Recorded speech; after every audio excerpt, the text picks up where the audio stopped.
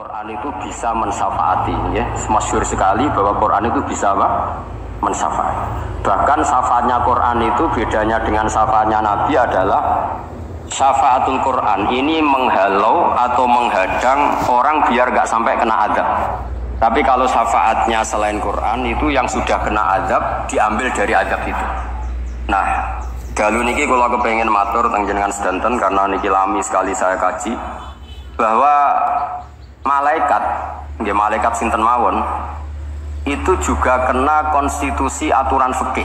Jadi kalau kita sebagai manusia wajib menghormati orang hafal Quran, nggak boleh nyadui wong hafal Quran, nggak boleh ngidoni wong hafal Quran, maka malaikat juga kena aturan yang sama. Karena dia, malaikat ini termasuk makhluk yang mukallaf, makhluk yang kena tatanan Allah Subhanahu wa taala. Sehingga Rasulullah SAW dawuh surat Tabarok disebut Al-Munjiyah, Al-Waqiyah, surat yang bisa menyelamatkan yang hafal dari siksa kubur. Pokoknya singkat cerita, ada orang itu fasik, mungkin ya layak disiksa. Pas sampai disiksa malaikat, surat Tabarok muncul menjelma sebagai seseorang. Kalau kamu menyiksa orang ini berarti nyiksa saya. Terus kata malaikat, anti min kalamillah, ya rujuknya memang perempuan karena surah itu dari muannas karena ada taknya. Anti min kalamillah, kamu ini termasuk kalamullah. Wa ana akrahu musa'ataki, tentu aku enggak berani menyiksa kamu. Ya terus berdebat kata malaikat, ini orang enggak benar, ini orang fasik, saya harus mukuli dia. Kata surat Tabarok, sak fasik-fasiknya aku iku ning atine. Kena nyiksa dekne nyiksa aku. Wahnya debat karena nggak ada mahkamah konstitusi. Terus walhasil malaikat bilang gini, ya sudah kita lapor kepada Allah Subhanahu wa taala. Lapor, akhirnya surat Tabarok ini cerita ke Allah, ya Allah, ini orang setiap kali datang ke saya dari sekian surat-surat yang ada di Quran, orang ini milih saya. Yang dipelajari ya saya, yang dihafalkan juga saya. Ini kata surat Tabarok kepada Allah. Jika orang ini hafal saya tidak ngefek ke dia untuk tidak disiksa, maka mendingan saya tidak termasuk kitabika, saya tidak termasuk Quran saja. Wong jadi Quran ora iso nyafaati. Terus kata Allah, lho kowe kok emosi kata Allah. Ya harus emosi dong Gusti. Masa wis dadi Quran kok iso nyafaati sing hafal. Terus kata Allah, wis aman. Makanya terus banyak orang ngapalkan surat Tabarok. Ya ini sekaligus ijazah nih. Untuk meradam kemarahan malaikat niku apal surat Tabarok. Syukur-syukur apal 114 surat. Oh niku malaikat sinten mawon pun kena ini. Cukup apal Tabarok. Sehingga adatnya orang-orang Jawa selain apal Yasin itu apal Tabarok. Nah, saya itu lama sekali mempelajari bab ini. Ternyata di antara pokoknya itu satu, karena malaikat itu kena aturan fikih. Nggih imut nggih, malaikat itu juga kena aturan fikih. Jika orang hafal Quran itu haram disadui, kita haram menghinakan, maka malaikat juga kena aturan tidak boleh menghinakan orang yang hafal Quran. Dan alhamdulillah di banyak surahul hadis, hafal Quran itu maknanya tidak harus hafal semuanya.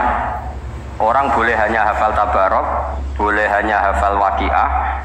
Itu kalau kamu hafal betul, surat ini juga bisa berdiri sendiri mensyafaati Anda. Kayak ini surat Tabarok, beliau matur kepada Allah Subhanahu wa taala. Redaksinya gini, inna fulanan amida ilayya min baini kitabika fata'allamani wa ta'alani. Jadi dari sekian surat yang ada di Quran, orang ini selalu milih saya ya Allah. Jadi gampangannya surat Tabarok, wong saya diprioritaskan orang ini, kok saya dingin-dingin saja ketika mau jenengan siksa, ini enggak fair. Apa gunanya saya sebagai kalamullah, sebagai kalamuka ya Allah, kemudian tidak ngefek kepada orang ini. Akhirnya walhasil sama Allah surat Tabarok diberi hak syafaat. Makanya akhirnya semua ulama ijma yang bisa mensyafaati itu adalah satu Quran, dua Rasulullah SAW, ketiga orang-orang soleh dan seterusnya. Tapi yang penting dari ngaji ini adalah bahwa malaikat itu kena konstitusi. Makanya saya punya ijazah untuk jenengan. Malaikat itu bisa diteror, sama tenang saja. Malaikat itu bisa diteror, bisa dibully. Masyhur itu di cerita Nurul Ghulam, karangannya Syekh Nawawi. Sayyidina Ali ya mbahnya Habib Ali ini, Sayyidina Ali bin Abi Thalib. Ya jadi Rasulullah kita tahu punya menantu yang top alim alama namanya Sayyidina Ali. Sayyidina Ali itu yang menuso. Jadi dia itu iseng kepengen roh mari wedi. Kok mantuk, wong kok ning dunia anggere wong tau disentak yo. Kepengen roh Umar disentak. Wong sak urip-uripe nyentak. Wong. Walhasil Sayyidina Ali ketika Umar wafat, beliau berdoa, ya Allah saya beri kasef supaya ngerti Umar sing mletene ngono anggere wong disentaki wani gak nyentak mungkar nakir. Itu tok tujuannya. Nah, karena Sayyidina Ali itu orang yang luar biasa, walhasil dituruti oleh pangeran kasef. Wasef melihat mungkar nakir datang itu matanya kalkidril wali kayak apa panci yang menganga. Oh seru. Umar baru bangun dari kubur. Sayyidina Ali sebenarnya ingin melihat kalahnya Umar sebetulnya, niatnya itu ingin melihat kalahnya Umar. Ternyata Umar tersinggung, langsung berdiri. Hei malaikat, kamu itu harus punya akhlak. Kamu tahu saya siapa? Saya ini temannya kekasihnya Allah. Yang diandalkan temannya bukan dia. Jadi boleh lah neror malaikat itu boleh. Kamu tahu saya ini siapa? Saya ini temannya kekasihnya Tuhan, kekasihnya Allah. Ya ke sopo, kancane Nabi Muhammad. Itu panik mungkar nakir. Panik terus matur Allah, ya Allah ini ada orang yang saya teror malah saya diteror. Siapa dia? Umar, temannya kekasihmu. Kata Allah, yo kowe yo sing di akhlak sithik mosok ambek kancane Nabi gitu. Semenjak itu terus sopan jawab mungkar nakir. Tapi Sayyidina Ali gagal ngelihat Umar kalah. Padahal cita-citanya kepengen Umar itu sekali-kali kalah. Jadi ada sekian cara untuk apa ya, kalau dibahasakan untuk meredam malaikat. Masyhur ada ulama, alim alama, pekerjaannya mengajar tauhid. Ajar tauhid lah, mungkin tauhid primbon sampai tauhid apa. Ketika meninggal sama malaikat masih ditanya marbuka, manabiuka dan seterusnya. Imam Malik datang, hei malaikat, ini guru tauhid, saurip-uripe mulang tauhid, kowe ora tau mulang kok takok sing tukang mulang. Sing sopan. Ya sudah enggak usah tanya. Jadi cerita seperti ini mungkin orang lain boleh nggak percaya, tapi itu mudawan, dibukukan di beberapa kitab. Dan saya percaya itu karena secara umum kaidahnya adalah ala inna auliya Allahi la khaufun alaihim wa lahum yahzan. Tetap lahumul busyra fil hayatid dunya fil akhirah. Artinya kalau wali itu mengalami ketakutan ketemu mungkar nakir, berarti dia tidak punya busyra fil akhirah. Padahal para wali ini dijamin punya busyra, mendapatkan gembira di dunia, juga mendapatkan gembira di akhirat. Artinya kalau para wali ngalami ditanya mungkar nakir terus takut, apa mana bebayang no kepuyok-puyok, wah itu lahumul busyra. Jadi ini, makanya nyaman nanti kalau ditanya mungkar nakir, marbuka, saya guru tauhid, ngajar di Qudsiyah kelas 6. Nah, harus jelas. Saya kalau ditanya juga gitu, saya guru Minhajul Abidin, ngajar di Habib Ali, Minhajul Thalibin, harus jelas. Kalau Pak Najib lebih gampang, ketua Menoro. Lebih gampang lagi. Enggak apa-apa. Kalau karena malaikat itu ternyata mukallaf itu kena aturan hukum. Enggak boleh dia selonang-selonong. Kena aturan hukum. Makanya fa inna Allah ta'ala la yu'adzibu qalban wa al-Qur'an. Allah tidak akan menyiksa hati yang ada di Quran. Kalau orang hafal Quran sampai mati, artinya dia membawa Quran. Dan artinya apa? Malaikat kena aturan tidak boleh melecehkan orang yang membawa Al-Quran. Jika surat Tabarak nggak terima, ini orang ini hafal saya. Kalau kamu mukulin dia, kena saya. Tapi ini orang fasik. Tapi saya di situ. Kalau mukulin dia, kena saya. Akhirnya kompromi, terus konsultasi di Allah. Akhirnya dibenarkan surat Tabarak. Ya, terus ini sudah clear ya, lolos ya, mungkar nakir lolos. Baru kayak surat Nabi. Tabarak. Mungkin buatan dites malih, nak dites malih, dredek, lirak-liru, ribet. Tapi saya percaya itu ya. Saya tidak bisa membayangkan ya. Ketika Quran disifati Rasulullah SAW bahwa Quran itu syafa', memberi syafaat, kemudian itu tidak ngefek. Saya itu keberatan sekali. Begitu juga apalagi ya, misalnya Rasulullah disifati aqrabin nas, ahabbin nas ilallah, kemudian tidak ngefek bisa memberi syafaat, itu tidak fair. Pasti orang-orang dekatnya Allah ini bisa memberi apa? Syafaat. Karena status kedekatannya Rasulullah SAW diantaranya adalah hak memberi apa?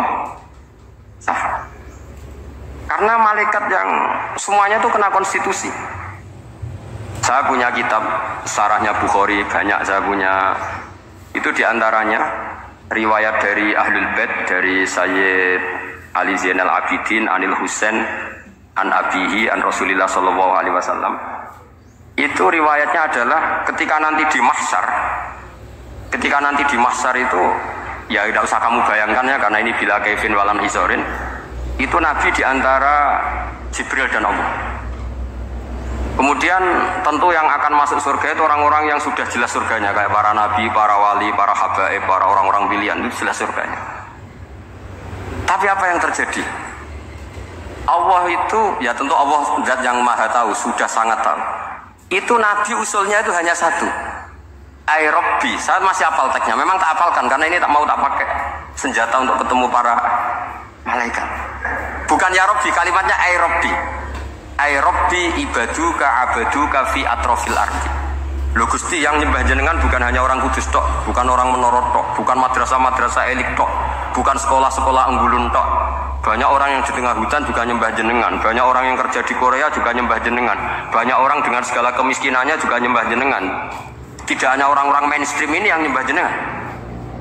Akhirnya Allah ini terus nyari orang-orang yang gak jelas alamatnya, gak jelas statusnya, tapi di hatinya hanya masih nyembah Allah Subhanahu wa ta'ala. Ini termasuk berkah dari rahmatnya Rasulullah SAW. Jadi nanti yang jelas ya tentu akan dapat surga karena posisinya jelas.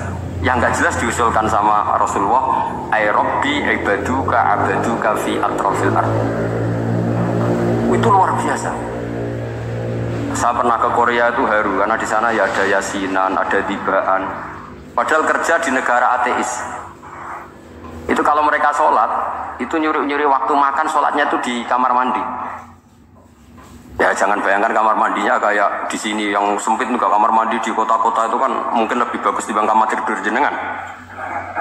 Kayak di hotel-hotel itu kan kalau santri so ngantuk itu.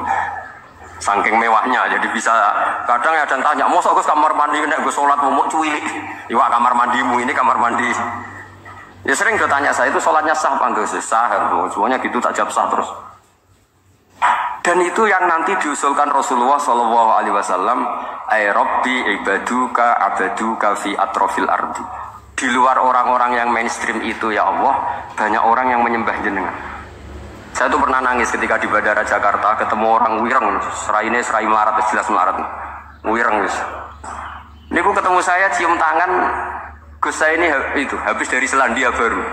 Kerjanya dia itu ikut mancing gitu, mancing ikan tuna ya, di Selandia. Kalau saya di tengah laut itu sampai 2 bulan. Hiburan saya itu hanya ngaji jenengan lewat YouTube. Coba orang di tengah laut ngaji.